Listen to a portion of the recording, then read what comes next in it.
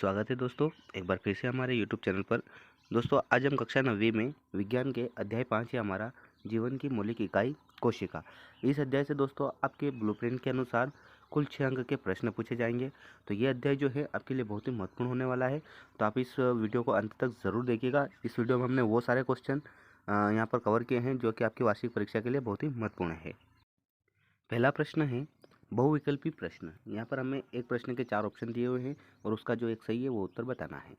पहला प्रश्न है कोशिका की खोज किस वैज्ञानिक ने की थी। तो दोस्तों, कोशिका की जो खोज है वो की थी आपके रॉबर्टो हुक ने। तो यहाँ पर हो जाएगा आपका अ वाला ऑप्शन सही, रॉबर्टो हुक। उसके बाद दूसरा प्रश्न, कोशिका का आत्महत्या का थैला किसे कहा जाता है। तो कोशिका का आत्महत्या का जो थैला है वो कहा जाता है लाइसोसोम को। तो यहाँ पर हो जाएगा आपका स वाला ऑप्शन सही, लाइसोसोम। और एक प्रश्न है कि लाइसोसोम को कोशिका की आत्महत्या का थैली क्यों कहा जाता है। ये बहुत ही महत्वपूर्ण प्रश्न है दोस्तों, इसको आप ज़रूर याद कीजिएगा क्योंकि ये प्रश्न आपके वार्षिक परीक्षा 2024 में ज़रूर पूछा जाएगा। आगे बढ़ते हैं। तीसरा प्रश्न हमें दिया हुआ है कि सूक्ष्म जीवों को देखने के लिए उपयोग किया जाने वाला उपकरण है। तो यहाँ पर ऑप्शन है दर्पण, दूरबीन, लेंस या सूक्ष्मदर्शी। तो सूक्ष्म जीवों को देखने के लिए हम सूक्ष्मदर्शी का उपयोग करते हैं। तो यहाँ पर हो जाएगा हमारा द वाला ऑप्शन सही, सूक्ष्मदर्शी। प्रश्न संख्या 4, कोशिका झिल्ली बनी होती है। कोशिका झिल्ली जो है ये लिपिड और प्रोटीन से बनी हुई होती है। तो यहाँ पर हो जाएगा हमारा स वाला ऑप्शन सही, लिपिड एवं प्रोटीन से। अगला प्रश्न देखेंगे हम। तो पांचवा प्रश्न दिया हुआ है कि यदि किसी कोशिका को अति परासरणी विलयन में रखा जाता है तो इसमें क्या परिवर्तन होता है। तो यदि किसी कोशिका को हम अति परासरणी विलयन में रखेंगे तो वो कोशिका जो है सिकुड़ जाती है। तो यहाँ पर आपका अ वाला ऑप्शन सही हो जाएगा, सिकुड़ जाती है। अगला विकल्प हमें दिया हुआ है मानव शरीर में पाई जाने वाली कोशिका होती हैं। तो मानव शरीर के अंदर जो कोशिकाएं पाई जाती हैं वो होती है यूकेरियोटिक कोशिकाएं। तो यहाँ पर हो जाएगा हमारा ब वाला ऑप्शन सही, यूकेरियोटिक कोशिका। प्रश्न नंबर 7वां, पादपों की कोशिका भित्ति बनी होती है। पादप जो होते हैं पेड़ पौधे, उनकी जो कोशिका भित्ति होती है वो सेल्यूलोज से बनी हुई होती है। तो यहाँ पर हमारा अ वाला ऑप्शन हो जाएगा, सेल्यूलोज से।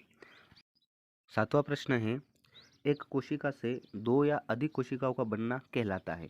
तो जब एक कोशिका से दो या उससे अधिक कोशिकाएं बनती हैं उसको हम कोशिका विभाजन कहते हैं। तो यहाँ पर हो जाएगा हमारा द वाला ऑप्शन सही, कोशिका विभाजन। प्रश्न नंबर 8वां हमें दिया हुआ है कि रिक्तिकाएं पाई जाती हैं। तो रिक्तिकाएं जो होती हैं ये पाई जाती हैं पादप कोशिकाओं में। तो यहाँ पर हमारा अ वाला ऑप्शन सही हो जाएगा, पादप कोशिकाओं में। रिक्तिकाएं पादप कोशिकाओं में ही पाई जाती हैं।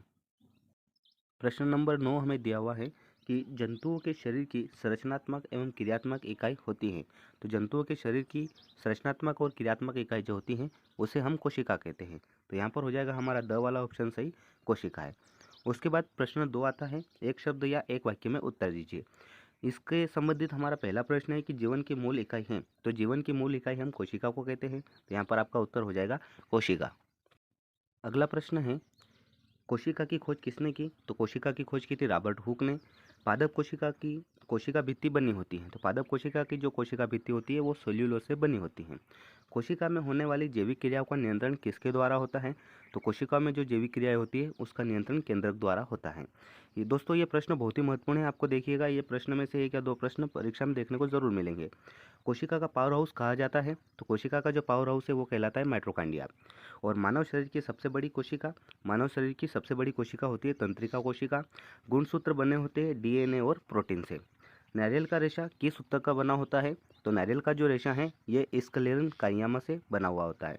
कोशिकांग जिसे आत्महत्या की थैली कहते हैं उसे हम लाइसोसोम कहा जाता है ना। लाइसोसोम को आत्महत्या की थैली कहते हैं। और जीवों का हृदय किस ऊतक का बना होता है। तो जीवों का जो हृदय होता है वो पेशी ऊतक से बना होता है। प्रश्न 3 में हमें सही जोड़ी दी हुई है। तो यहाँ पर सही जोड़ी मिलाएंगे हम। पहला क्या है, जाइलम। जाइलम जो है ये जल का संवहन करता है। तो ये आपका मिल जाएगा दोस्तों सबसे नीचे, जल का संवहन। उसके बाद फ्लोएम। फ्लोएम ये भोज्य पदार्थों का संवहन करता है। तो फ्लोएम को मिला देंगे हम भोज्य पदार्थों का संवहन से। माइटोकांडिया जो है इसको हम ऊर्जाग्रह कहते हैं। तो माइटोकांडिया को हम ऊर्जाग्रह से मिलाएंगे। और राइबोसोम, राइबोसोम जो है ये प्रोटीन, ये मिल जाएगा प्रोटीन से। लाइसोसोम आत्महत्या की थैली कहते हैं। तो लाइसोसोम को हम मिला देंगे आत्महत्या की थैली से। गाल्गी बॉडी जो है ये कोशिका के अंदर संगठन करती हैं। तो कोशिका के अंदर संगठन है, यहाँ पर हम इसको इससे मिला देंगे। और क्लोरोप्लास्ट जो है ये प्रकाश संश्लेषण, तो यहाँ पर ये मिल जाएगा सबसे पहले वाला प्रकाश संश्लेषण। तो दोस्तों इस प्रकार हमने सही जोड़ी मिला ली है। और अब देखेंगे हम नीचे हमारे प्रश्न उत्तर। अब हम देखेंगे अति लघु उत्तरीय प्रश्न जो कि अपनी परीक्षा के लिए महत्वपूर्ण है। तो पहला प्रश्न हमें दिया हुआ है, कोशिका को जीवन की संरचनात्मक क्रियात्मक इकाई क्यों कहा जाता है? कोशिकाएं जो होती हैं उन्हें जीवन की संरचनात्मक एवं क्रियात्मक इकाई क्यों कहते हैं? तो इसका उत्तर होगा, सभी जीवों का शरीर कोशिकाओं का बना होता है, इसलिए कोशिकाओं को जीवन की संरचनात्मक इकाई कहा जाता है। सारे जीव जो हैं उनका जो शरीर होता है वो कोशिकाओं का बना होता है, इसीलिए कोशिकाओं को हम जीवन की संरचनात्मक इकाई कहते हैं, क्योंकि जीवों का जो शरीर है उसकी रचना ही कोशिकाओं के द्वारा होती है तथा जीवन की सभी जैविक क्रियाएं कोशिकाओं के भीतर होती हैं, इसलिए इसे जीवन की कार्यात्मक इकाई भी कहा जाता है। अब देखिए, कोशिका को जीवन की संरचनात्मक इकाई इसलिए कहते हैं क्योंकि जितने भी जीव हैं उन सारों जीवों का जो शरीर है वो कोशिकाओं के द्वारा ही उस बना हुआ होता है। और जितने भी शरीर के अंदर जैविक क्रियाएं होती हैं वो सारी जैविक क्रियाएं कोशिकाओं के भीतर होती हैं, इसलिए कोशिका को जीवन की संरचनात्मक एवं क्रियात्मक इकाई कहते हैं। प्रश्न 2 है, समपराशरी विलयन किसे कहते हैं? तो समपराशरी विलयन जो होता है, यदि किसी कोशिका को ऐसे माध्यम विलयन में रखा जाए जिसमें बाहरी जल की सांद्रता कोशिका में स्थित जल की सांद्रता के ठीक बराबर हो, तो कोशिका झिल्ली से जल में कोई गति नहीं होती है। कोई भी कोशिका है उसको अगर ऐसे विलयन में हम रखेंगे जिसमें बाहरी जल की सांद्रता और कोशिका के अंदर जो जल रहता है उसकी सांद्रता दोनों अगर बराबर हो, तो उससे क्या होता है, कोशिका झिल्ली के अंदर जल कोई भी गति नहीं करता है। ऐसे विलयन को हम समपराशरी विलयन कहते हैं। इस स्थिति में जल के अणु न तो कोशिका के भीतर जाते हैं और न ही कोशिका के बाहर आ पाते हैं। अगला प्रश्न है कि दो ऐसे अंगकों के नाम बताइए जिनमें अपना आनुवंशिक पदार्थ होता है। तो ऐसे दो अंग है प्लास्टिड एवं माइटोकॉन्ड्रिया, इनके अपने आनुवंशिक पदार्थ होते हैं। कोशिका के अंदर प्रोटीन का संश्लेषण कहाँ होता है? तो कोशिका के अंदर प्रोटीन का जो संश्लेषण है वो होता है राइबोसोम के द्वारा। तो यहाँ पर हो जाएगा आपका उत्तर, कोशिका के अंदर प्रोटीन का संश्लेषण राइबोसोम के द्वारा होता है। रसधानी का क्या कार्य होता है? बहुत ही महत्वपूर्ण प्रश्न है ये। रसधानी का क्या कार्य होता है? तो इसका उत्तर हो जाएगा, अधिकांश परिपक्व पादप कोशिकाओं में एक बड़ी केंद्रीय रसधानी होती हैं। बहुत सारे ऐसे पादप कोशिकाएं होती हैं जिनके अंदर एक केंद्रीय रसधानी होती हैं। यह कोशिकाओं में जल संबंधों को बनाए रखती है। इसका जो काम होता है वो होता है कोशिकाओं में जल के जो संबंध है उन्हें स्थिर रखना, उन्हें बनाए रखना और अपशिष्ट पदार्थ जो है उनके सहित महत्वपूर्ण पदार्थों का संचय करना, यह रसधानी का कार्य होता है। अगला प्रश्न, माइटोकॉन्ड्रिया के दो कार्य, ये भी बहुत ही महत्वपूर्ण प्रश्न है, आईएमपी प्रश्न है आपकी परीक्षा के लिए। तो माइटोकॉन्ड्रिया के दो कार्य हो जाएंगे, ये जैविक कार्यों के लिए ऊर्जा का एटीपी के रूप में निर्माण और प्रोटीन का संश्लेषण, ये काम किया जाता है माइटोकॉन्ड्रिया के द्वारा। अगला प्रश्न है, ये भी प्रश्न हमारे लिए बहुत ही महत्वपूर्ण प्रश्न है दोस्तों, कि लवक के दो कार्य लिखें। लवक के दो कार्य हमें बताना है, तो इसका उत्तर हो जाएगा, पहला कार्य लवक प्रकाश संश्लेषण में सहायक होता है और लवक पुष्पों को आकर्षित बनाते हैं। ये दो कार्य लवक के हैं और ये प्रश्न बहुत ही महत्वपूर्ण है। आगे देखते हैं हम लघु उत्तरीय प्रश्न। लघु उत्तरीय प्रश्न में जो पहला प्रश्न है, प्रोकैरियोटिक और यूकैरियोटिक कोशिका में तीन अंतर, बहुत ही महत्वपूर्ण प्रश्न है, आईएमपी प्रश्न आपके एग्जाम में ये जरूर पूछा जाएगा। तो हमें प्रोकैरियोटिक एवं यूकैरियोटिक कोशिका में तीन अंतर बताने हैं। तो देखिए, प्रोकैरियोटिक जो है इसका आकार छोटा होता है और यूकैरियोटिक कोशिका जो होता है इसका आकार बड़ा होता है। प्रोकैरियोटिक कोशिका में केंद्रीय पदार्थ बिखरा हुआ होता है और नाभिकीय झिल्ली का अभाव होता है, जबकि यूकैरियोटिक कोशिका जो है इसमें केंद्रीय पदार्थ नाभिकीय झिल्ली द्वारा घिरा होता है। प्रोकैरियोटिक कोशिका में झिल्ली युक्त कोशिका अंगक अनुपस्थित रहते हैं और यूकैरियोटिक कोशिका में झिल्ली युक्त कोशिका अंगक उपस्थित रहते हैं। अगला प्रश्न हम देखेंगे। अगला प्रश्न है, लाइसोसोम को आत्मघाती थैली क्यों कहा जाता है? मैंने आपको पहले ही विकल्प में बताया था दोस्तों कि ये प्रश्न बहुत ही महत्वपूर्ण है, आपकी परीक्षा में ज़रूर पूछा जाएगा कि लाइसोसोम को आत्महत्या की थैली क्यों कहते हैं।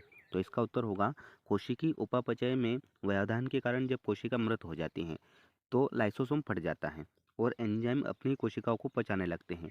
ये एंजाइम बहुत शक्तिशाली पाचनकार एंजाइम होते हैं, इसलिए लाइसोसोम को कोशिका की आत्मघाती थैली भी कहते हैं। जब भी कोई कोशिका होती है वो उसके उपापचय में अगर व्यवधान उत्पन्न होता है तो वो जो कोशिका होती है वो मर जाती है। ऐसे में लाइसोसोम क्या होता है, वो फट जाता है और उसके खुद के जो एंजाइम हैं वो ही कोशिकाओं को पचाने लगते हैं और ये एंजाइम इतने शक्तिशाली और पाचनकार होते हैं, इसलिए लाइसोसोम जो है इसको हम कोशिका की आत्मघाती थैली भी कहते हैं। अगला प्रश्न है, कोशिका का बिजली घर किस अंग को कहते हैं और क्यों? तो यहाँ पर कोशिका का पावर हाउस किसे कहते हैं और क्यों कहते हैं ये हमें बताना है। तो कोशिका का जो पावर हाउस है वो कहा जाता है माइटोकॉन्ड्रिया को। माइटोकॉन्ड्रिया के अंदर जो उपस्थित एंडिनोसिन ट्राइफॉस्फेट जीवन के लिए आवश्यक विभिन्न जैव रासायनिक क्रियाओं को संपन्न करने के लिए ऊर्जा प्रदान करते हैं। इसलिए हम माइटोकॉन्ड्रिया को कोशिका का पावर हाउस कहते हैं। अगला प्रश्न है, प्लाज्मा झिल्ली को चयनात्मक एवं वर्णनात्मक पारगम्य झिल्ली क्यों कहते हैं? प्लाज्मा झिल्ली जो है उसे चयनात्मक और वर्णनात्मक पारगम्य झिल्ली क्यों कहते हैं? तो इसका उत्तर होगा, प्लाज्मा झिल्ली को कोशिका झिल्ली के नाम से भी जाना जाता है। प्लाज्मा झिल्ली जो है इसे हम कोशिका झिल्ली के नाम से भी जानते हैं, जो कि कोशिका के चारों ओर बाहरी आवरण के रूप में पाई जाती हैं। ये जो प्लाज्मा झिल्ली होती हैं, ये कोशिका के चारों ओर एक आवरण बनाकर रहती हैं, और ये झिल्ली लाभदायक और उपयोगी पदार्थों को कोशिका के अंदर आने देती हैं, जैसे कि कार्बन डाइऑक्साइड तथा ऑक्सीजन कोशिका झिल्ली के आर पार विसरण क्रिया के द्वारा आ जा सकते हैं। ये कोशिका जो होती है ये क्या करती हैं, जो शरीर के अंदर लाभकारी और उपयोगी पदार्थ होते हैं उन्हें कोशिका के अंदर आने देती है, जैसे कार्बन डाइऑक्साइड और ऑक्सीजन। यह कोशिका के आर पार विसरण क्रिया के द्वारा आ जा सकते हैं, जबकि कुछ पदार्थ कोशिका झिल्ली के अंदर नहीं आ पाते। इसलिए प्लाज्मा झिल्ली को चयनात्मक या वर्णनात्मक पारगम्य झिल्ली कहते हैं। इस प्रकार यह झिल्ली बाहरी आघातों से भी रक्षा करती है, और जो शरीर के लिए हानिकारक पदार्थ होते हैं उन पदार्थों को यह झिल्ली क्या होती है, शरीर के अंदर कोशिका तक नहीं आने देती हैं। इसलिए इस प्लाज्मा झिल्ली को हम चयनात्मक और वर्णनात्मक पारगम्य झिल्ली भी कहते हैं। अगला प्रश्न जो है हमारे पास, अगला प्रश्न है 4 अंकों वाले प्रश्नों में पूछा जाएगा ये प्रश्न। पादप कोशिका या जंतु कोशिका का स्पष्ट नामांकित चित्र बनाइए। तो आपको जंतु कोशिका और पादप कोशिका का चित्र बनाना आना चाहिए, आप प्रैक्टिस कीजिएगा इसकी, क्योंकि ये भी प्रश्न आपसे परीक्षा में पूछा जा सकता है। अब इस अध्याय का आखिरी प्रश्न हम देखेंगे, जो कि बहुत ही महत्वपूर्ण है अपनी परीक्षा के लिए। प्रश्न है, पादप कोशिका और जंतु कोशिका में अंतर बताइए। ये प्रश्न 100% आपकी परीक्षा में पूछा जा सकता है। पादप कोशिका और जंतु कोशिका में अंतर, तो हम देखिए इसका उत्तर देखेंगे। पादप कोशिकाएं जो होती हैं ये पादपों में पाई जाती हैं, जबकि जंतु कोशिका जो हैं ये जंतुओं में पाई जाती हैं। उसके बाद पादप कोशिका में कोशिका भित्ति रहती हैं, और जंतु कोशिका में कोशिका भित्ति नहीं रहती हैं। पादप कोशिका में हरित लवक पाया जाता है, जबकि जंतु कोशिका में हरित लवक अनुपस्थित होता है। जंतु कोशिका में हरित लवक नहीं पाया जाता है। पादप कोशिका में रिक्तिकाएं जो होती हैं वो बड़ी होती हैं, जबकि जंतु कोशिका में रिक्तिकाएं या तो नहीं होती हैं, और जब अगर होती भी हैं तो उसका आकार बहुत ही छोटा होता है। पादप कोशिका में सेंट्रोसोम नहीं पाया जाता, जबकि जंतु कोशिका में सेंट्रोसोम पाया जाता है। तो आप ये सारणी नोट कर लीजिएगा अपने नोटबुक में, क्योंकि ये बहुत ही साधारण सी भाषा में अंतर दिया हुआ है, और ये प्रश्न आपकी परीक्षा में 100% पूछा जाएगा। तो दोस्तों, आपको ये वीडियो कैसा लगा आप कमेंट करके ज़रूर बताइएगा, और अगर आपको वीडियो पसंद आया है तो आप चैनल को लाइक कर दीजिएगा, और अपने दोस्तों के साथ भी इसे शेयर ज़रूर कीजिएगा।